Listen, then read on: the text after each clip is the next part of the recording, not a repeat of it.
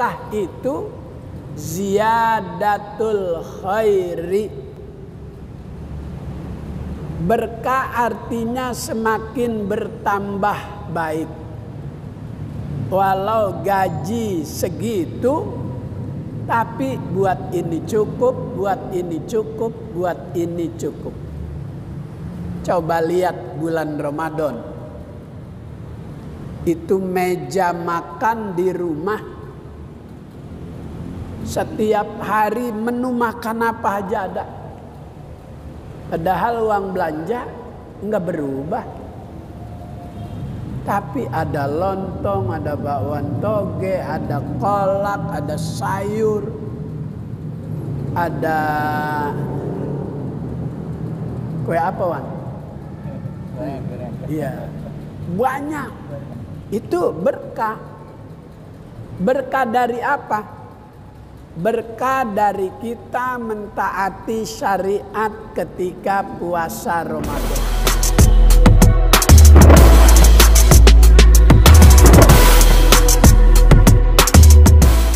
Bismillahirrahmanirrahim. Alhamdulillahirabbil alamin. Salatu wassalamu ala asyrafil mursalin sayyidina Muhammad wa ala alihi wa sahbihi ajma'in. Qala al-muallif rahimahullah wa adaman naf'a bi barakati ulumihi wa bikum fid dharain amin. Qala rabbi shrah li sadri wa yassir li amri wahlul 'uqdatam min lisani yafqahu qawli. Halaman 28, hadis yang ke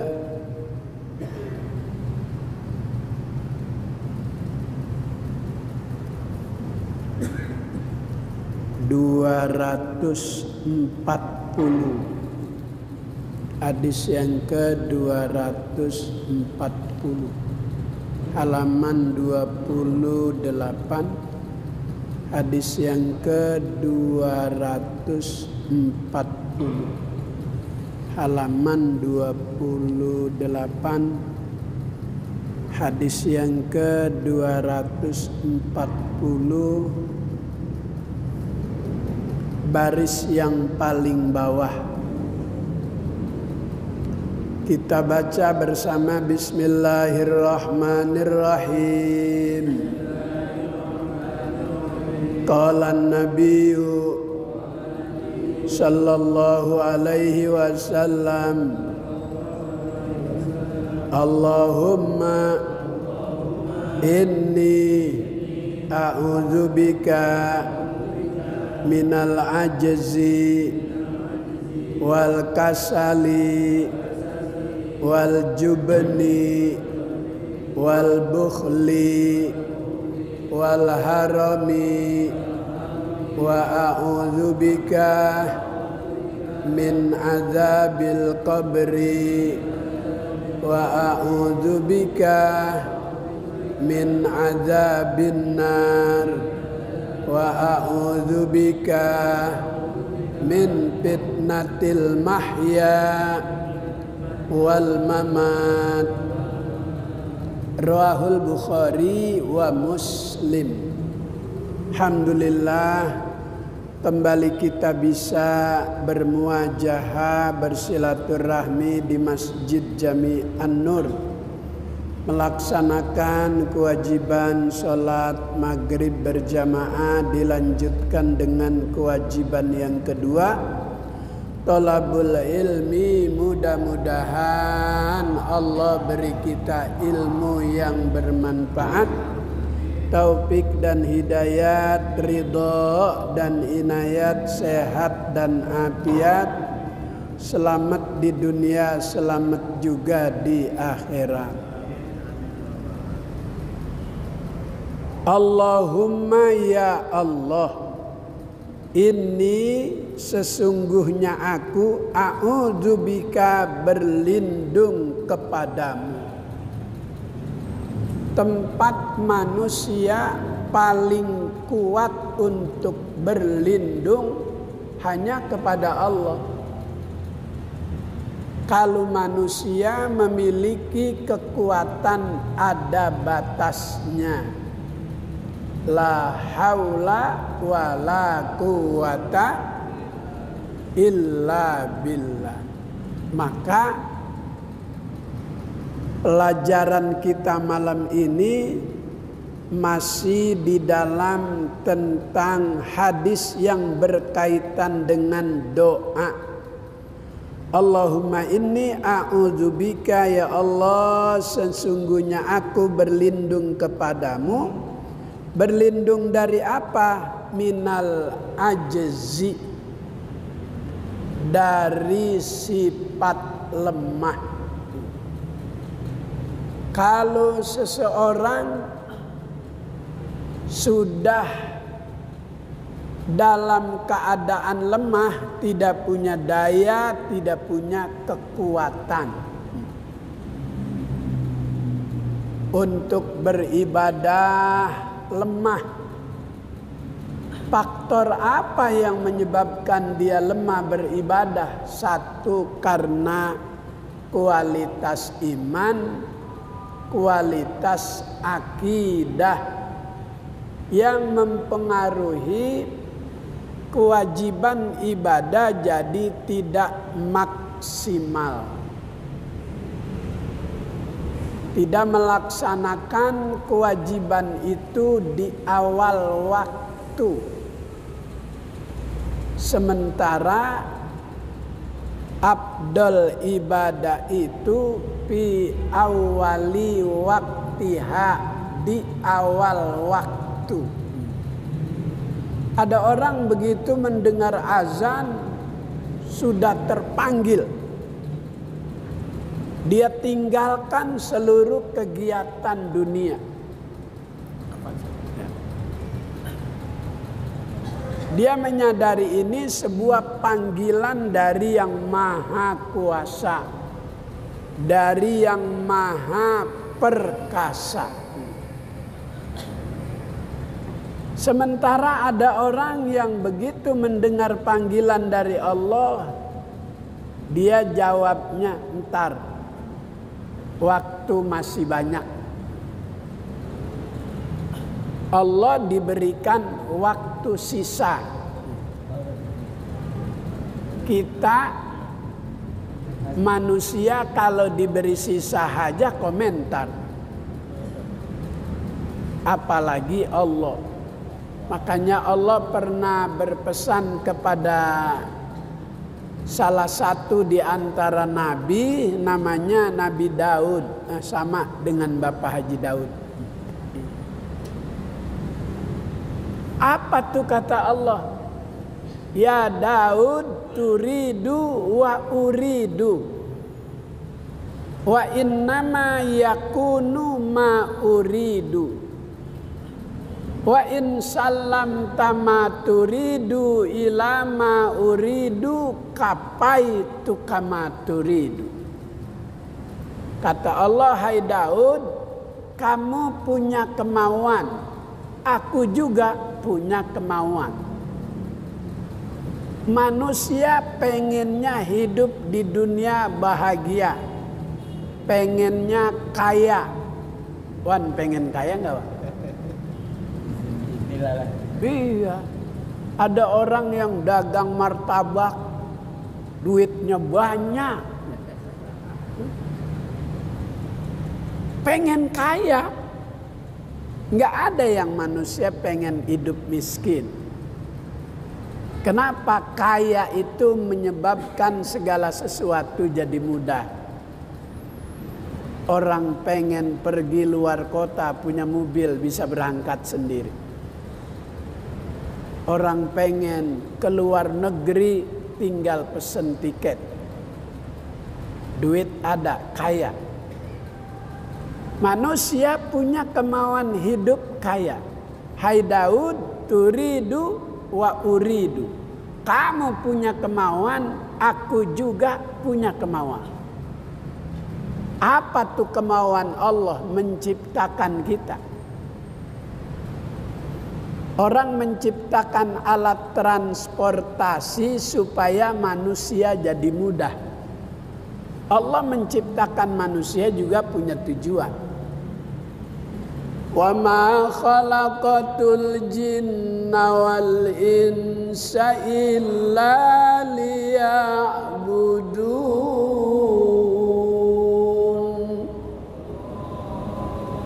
Tidaklah aku ciptakan jin dan manusia kecuali untuk beribadah.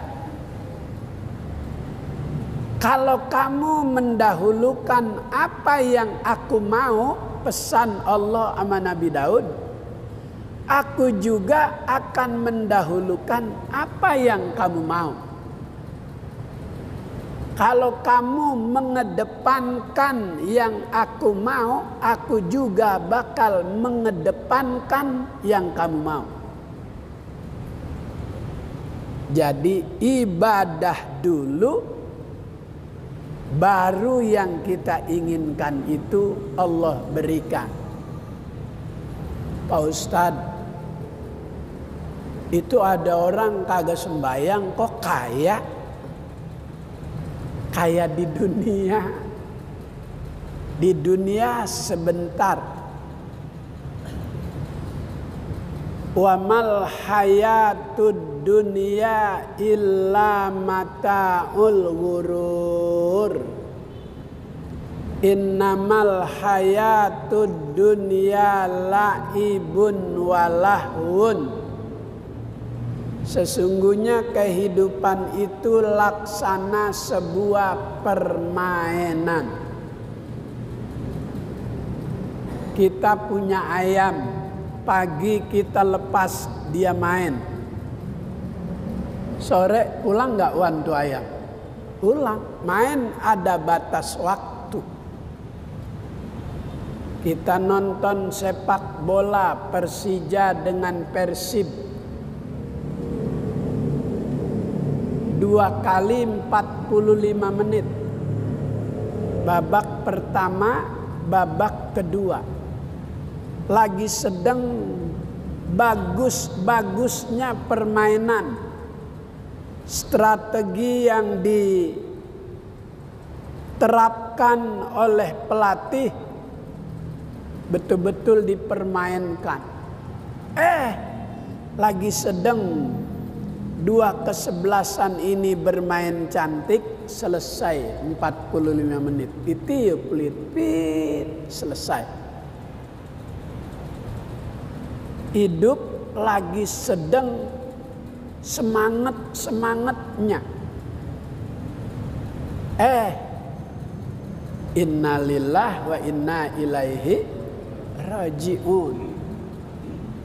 Ustadz Jepri Al-Bukhari baru 40 tahun lebih 3 hari.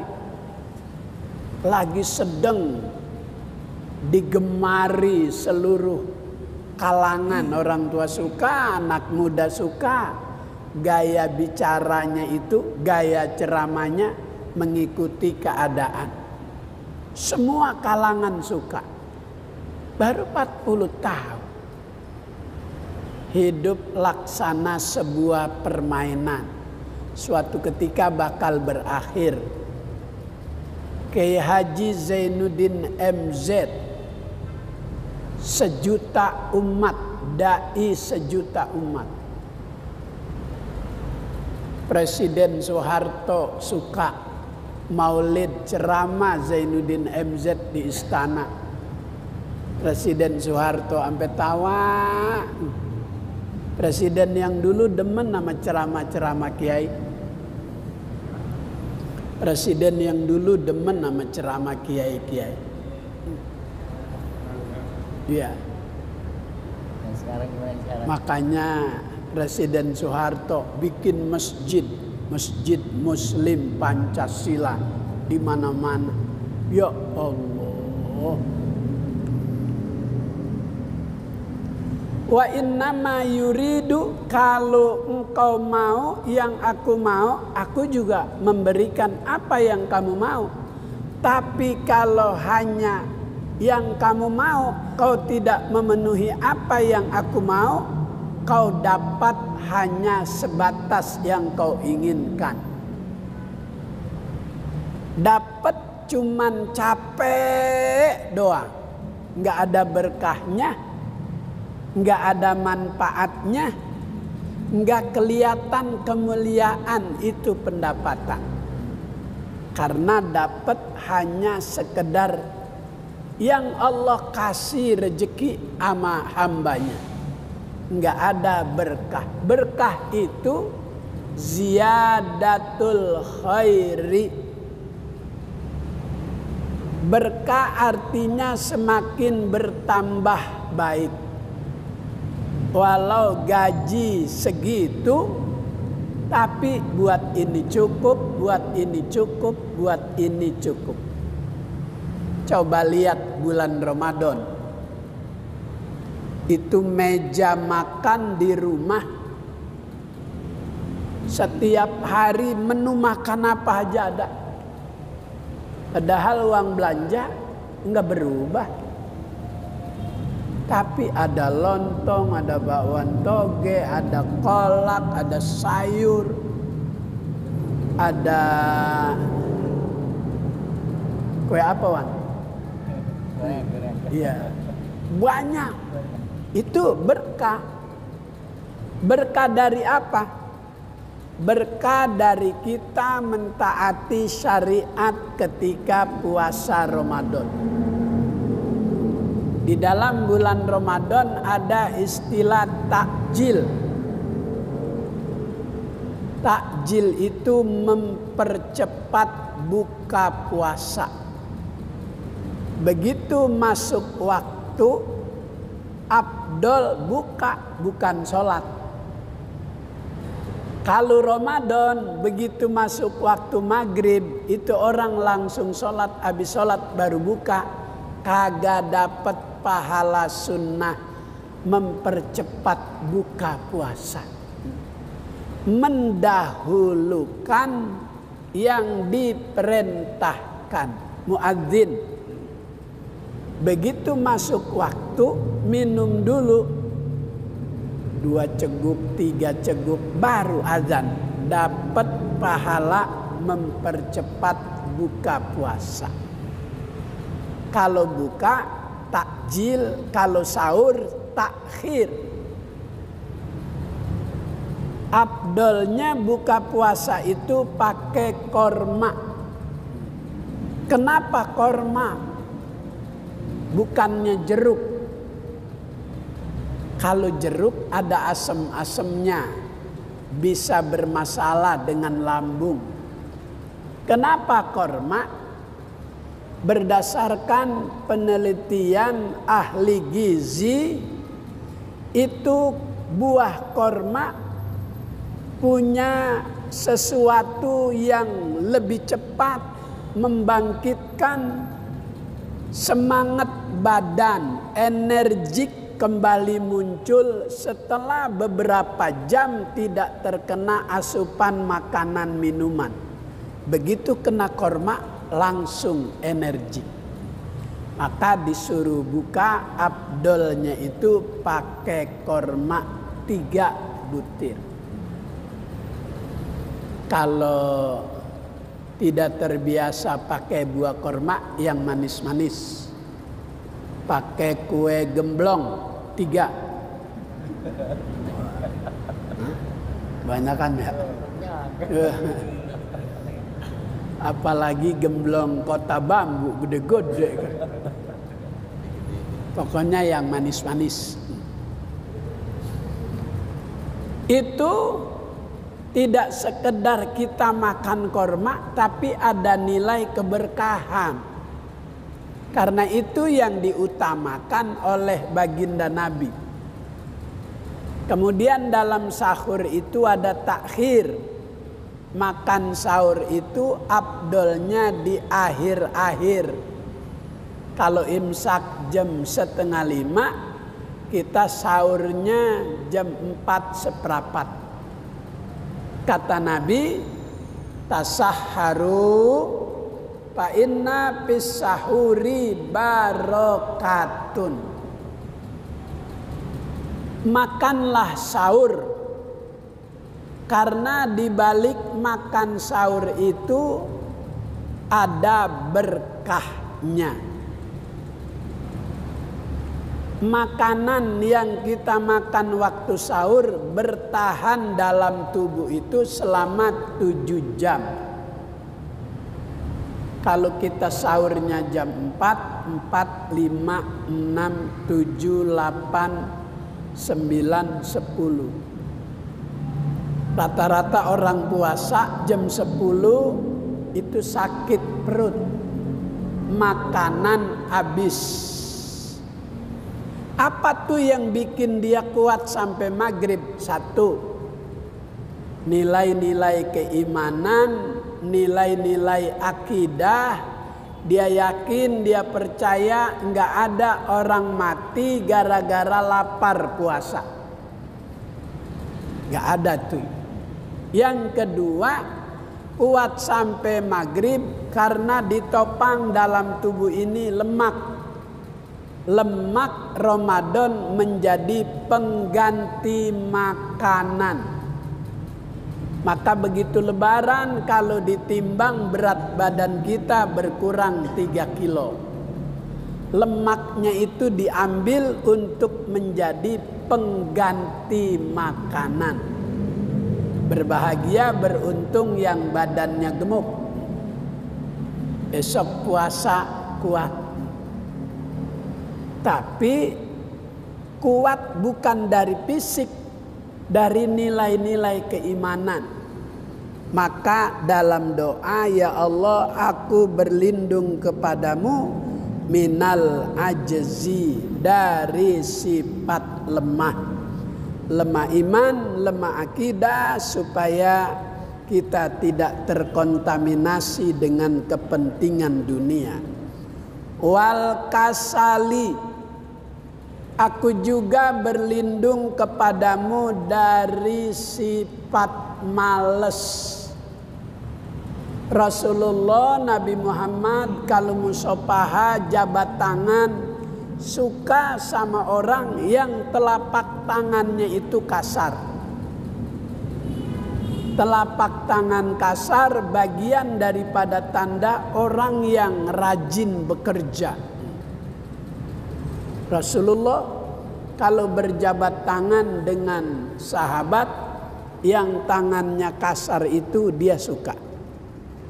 Wal jubni, berlindung kepadamu ya Allah dari sifat penakut.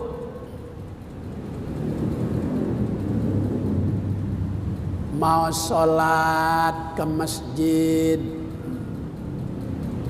takut kena virus apa? Besok iya, politron. Hah? Oh iya, Sumarekon. Padahal kata Ibu Siti Padilla mantan Menkes, kata dia Omikron ini virus biasa. Virus terakhir, setelah ini nggak ada lagi. Dia bicara berdasarkan ilmu yang dia miliki, berdasarkan kajian, berdasarkan penelitian sebagai Menteri Kesehatan. Jadi dia tahu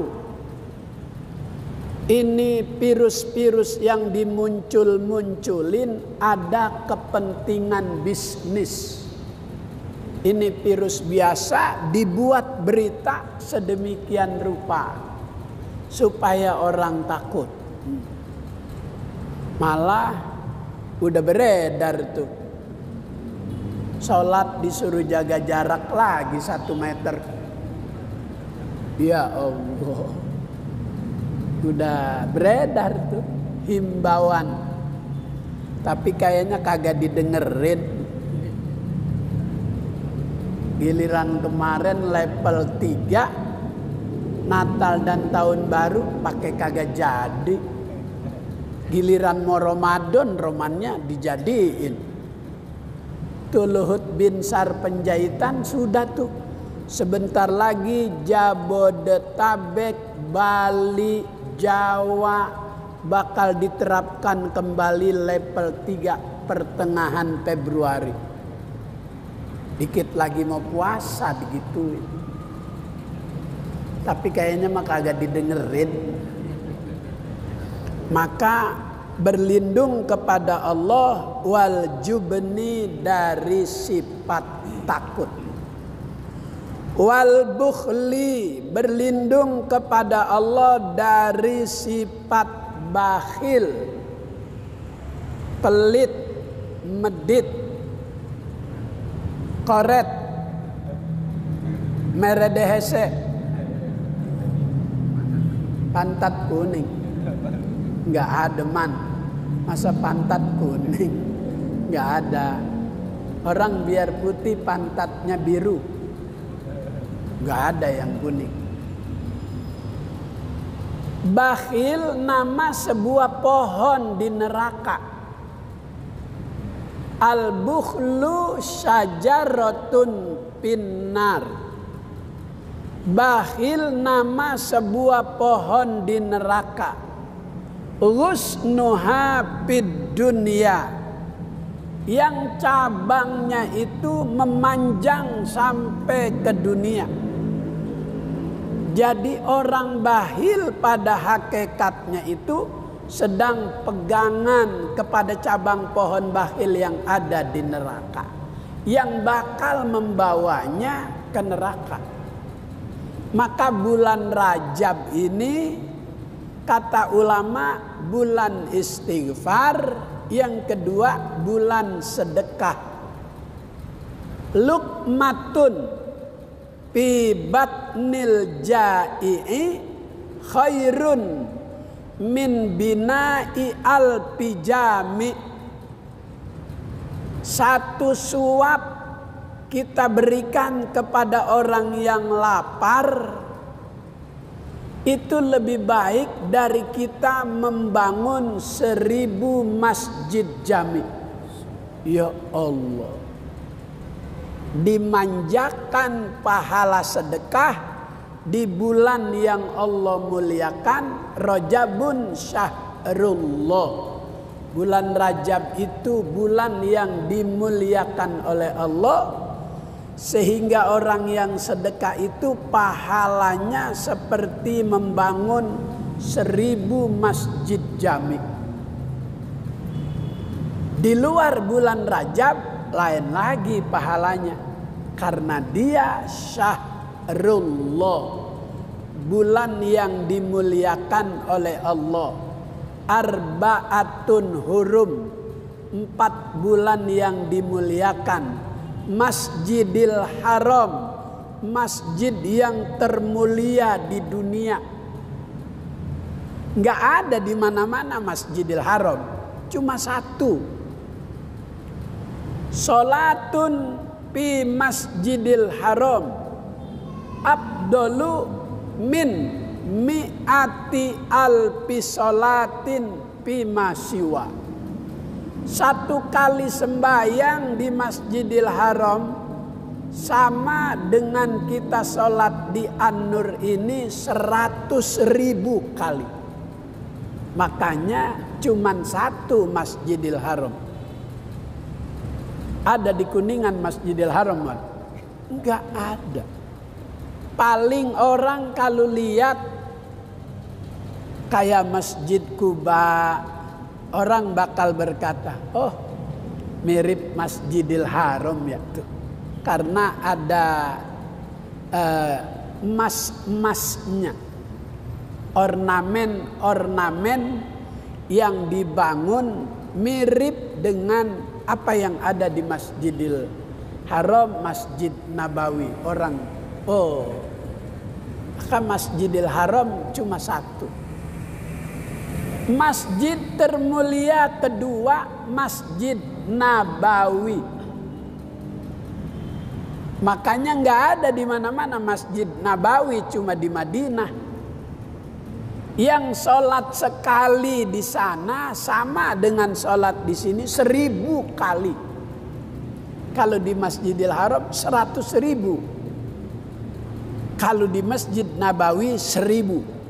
Kalau di Masjidil Aqsa, sekali di sana kita sholat sama dengan kita sholat di An-Nur 500 kali. Maka Masjidil Aqsa cuma satu. Nggak ada di Tenabang, di Bongkaran Masjidil Aqsa, nggak ada. Adanya cuma di Palestina yang menjadi proses Isra Mi'raj. Subhanalladzi asra bi 'abdihi lailam minal masjidil harami ilal masjidil aqsa. Maha suci Allah. Kenapa ditaruhin kalimat tasbih subhana? Karena itu kejadian di luar akal, di luar nalar manusia. Masjidil Haram, Masjidil Aqsa jika ditempuh pakai onta bulanan. Tapi itu cuma 2 jam. Di luar akal. Maka ditaruhin subhana, maha suci Allah. Kita biasa lihat sapi kakinya 4. Suatu ketika kita lihat ada sapi kakinya 5, terkejut. Subhanallah, maha suci Allah. Begitu Isra Mi'raj. Kejadian yang luar biasa, di luar akal, di luar nalar manusia. Nabi cerita kepada Abu Bakar. Abu Bakar langsung percaya. Maka diberi gelar As-Siddiq. Orang yang percaya dan terpercaya. Orang yang benar. Kenapa dia langsung percaya? Sebab Nabi kalau ngomong nggak pakai hawa nafsu. Dia bicara pakai bimbingan wahyu. Wa ma yantiqu anil hawa in huwa illa wahyu yuha. Maka disuruh kita minta kepada Allah dari lemah iman, lemah akidah, sifat malas, sifat takut, sifat bakhil, wal harami. Berlindung kepada Allah dari rasa pikun, tua, lupa. Saya punya orang tua dulu lupa menjelang ajal. Pagi habis sarapan jam 7, jam 8 minta lagi sarapan. Mak belum sarapan. Tadi jam 7, belum sarapan lagi. Orang lupa. Ada yang pikun urusan makan, tapi nggak pernah pikun urusan sholat. Wow, cakep tuh. Kalau ama urusan ibadah, walau usianya sudah uzur, tapi maunya sholat aja. Tadi udah sholat isya kan? Belum, sholat lagi. Habis buka mukena, wudhu lagi, sholat lagi. Sholat apaan mak? Isya. Tadi kan udah, belum. Bagus. Yang kurang bagus itu suami kalau pikun, kalau lupa sama istri. Bahaya dah tuh. Sama istri lupa. Maka disuruh minta oleh Nabi berlindung kepada Allah dari sifat pelupa. Wa a'udzubika min adzabil qabri. Berlindung kepada Allah dari azab kubur. Ada hadis ini berlindung kepada Allah dari azab kubur karena Nabi pernah lewat di 2 kuburan, 2 penghuni lagi disiksa. Maka Nabi buru-buru ambil pelepah kurma, ditanam di bagian kepala. Jadi menanam pohon selesai proses penguburan itu sunnah. Semakin banyak pohon, semakin banyak daunnya, itu menjadi keringanan buat almarhum di alam barzah. Karena munculnya daun baru bernilaikan tasbih. Maka sunnah nanam pohon yang kagak berbuah. Makruh kuburan ditanemin pohon duren montong. Karena nanti bakal ada pertengkaran. Masing-masing mengklaim ini milik saya. Ini saya yang tanam. Enggak, ini ada di kepala kuburan saya punya orang tua. Jika terjadi konflik bakal mempengaruhi yang ada di alam barzah. Maka kalau anak itu ribut urusan warisan, kesian orang tua. Kadang tanah kuburan orang tua masih basah, anak di dunia masih ribut urusan bagian. Yang tua pengennya yang di pinggir jalan.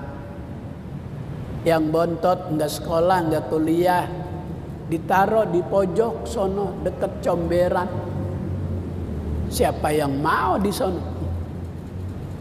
Maka sering kita jumpai dalam kehidupan orang yang serakah dalam urusan warisan, biasanya hartanya tidak bertahan lama dan umurnya juga kagak panjang. Lihat dah, orang yang serakah dalam urusan warisan, hartanya itu habis lebih dulu. Atau umurnya habis lebih dulu. Saya punya kakek, punya tanah hampir 3 hektar. Banyak nggak 3 hektar? Diambil sama adeknya. Begitu dia ambil, dia mati duluan. Maka kebun yang ini diakuin sama anak-anaknya. Sampai dia pasang plang, nama kakeknya itu dia rubah hurufnya. Supaya dari anak-anak saudara saya nggak menuntut. Kalau keluarga saya alhamdulillah makan tuh. Pada ngomongnya begitu aja. Makan nggak bakal berkah. Bener. Pada mati satu. Ada yang begitu mau ditaruh di liang lahat, gugur tanah. Begitu udah diuruk kagak cukup. Sampai ngambil tanah lain supaya cukup, kagak cukup juga. Itu akibat serakah dalam urusan harta warisan. Maka disuruh berlindung kepada Allah dari azab kubur, dari azab api neraka, berlindung kepada Allah dari fitnah terjadi dalam kehidupan dan saat menjelang kematian. Wallahu a'lam. Allahumma rzuqna ilman nafi'a wa amalan mutaqabbala wa fahman zakiyya wa qalban khashi'a. Allahumma inna nas'aluka fahman nabiyyin wa hifzal mursalin wa ilhamal malaikatil muqarrabin. Ya Rabbana tarabna, ya Rabbana tarabna, ya Rabbana tarabna. Allahumma barik lana fi Rajab wa Sya'ban wa ballighna Ramadan ya dzal jalali wal ikram ya dzat tauli wal in'am. Rabbana atina fid dunya hasanah fil akhirati hasanah wa qina adzabannar. Sallallahu ala sayyidina Muhammad wa ala alihi wa sahbihi wasallam. Walhamdulillahi rabbil alamin. Assalamualaikum warahmatullahi wabarakatuh.